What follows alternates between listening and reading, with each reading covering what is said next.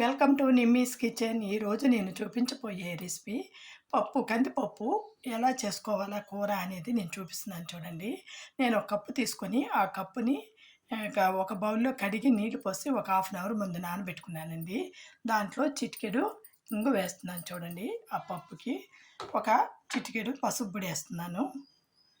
ఇది బాగా చదరనిచ్చాక ఈ పప్పు ఎలా చేయాలా అనే రెసిపీని నేను చూపిస్తాను చూడండి. ఉడకపెట్టుకున్నాను చూడండి. దీంట్లో కొంచెం ఇంగువ పసుపు పొడి వేసి ఉడకపెట్టాను. ఇప్పుడు ఈ పప్పు ఎలా చేయాలా అని చూపిస్తున్నాను చూడండి. మనము ఒక బౌల్ తీసుకొని ఆయిల్ కాగిపోయింది. దాంట్లో మనము కొంచెం ఆవాలు, కొంచెం ఉద్దిపప్పు, కొంచెం జీలకర్ర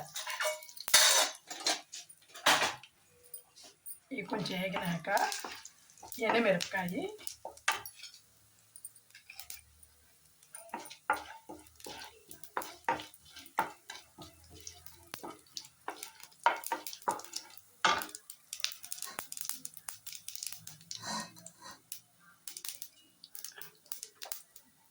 వేగిపోయింది. ఇప్పుడు మనము నొక్కి పెట్టుకున్న తెల్లగడ్డ, ఎండుమిర్చి ఒక 3 ముక్కలు తీసి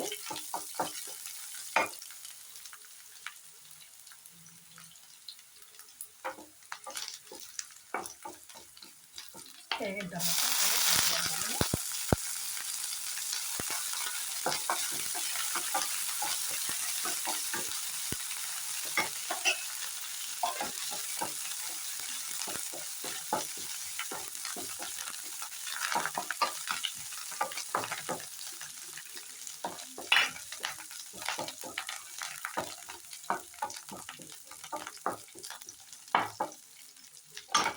వేగిపోయింది. ఇప్పుడు మనం ఉడకబెట్టుకున్న పప్పులో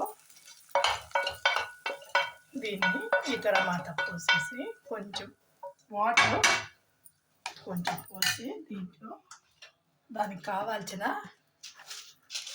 ఉప్పు,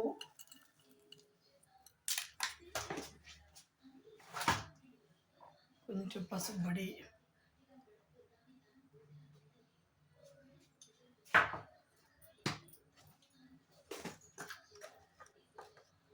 కొంచెం మిరప్పొడి,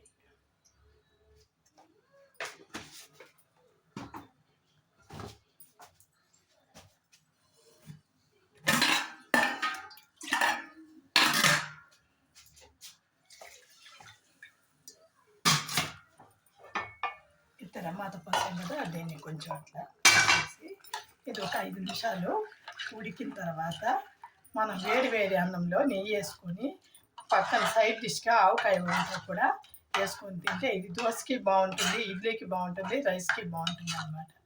మీరు చేసుకొని ఇలా నేను చెప్పినట్టు చేసుకొని తిని మీకు నచ్చినట్లయితే నాకు సబ్స్క్రైబ్ చేయండి, లైక్ చేయండి, షేర్ చేయండి.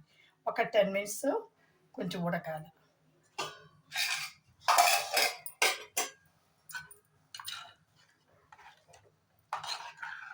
చాలా టేస్ట్గా ఉంటుంది.